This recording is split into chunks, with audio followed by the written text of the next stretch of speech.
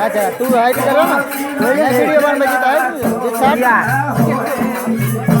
video बनाओगे तो छाड़ जा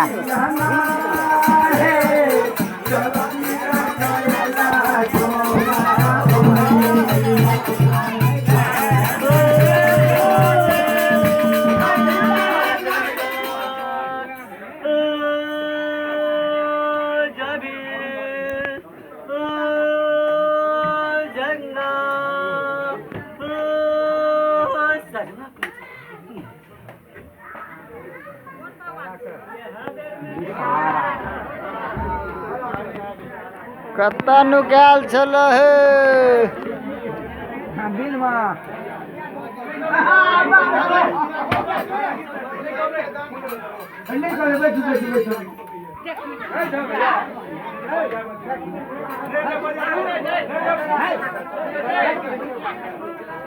बगला किया हो बैठा ना हो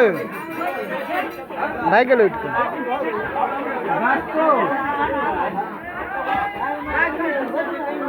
निकाल दे तो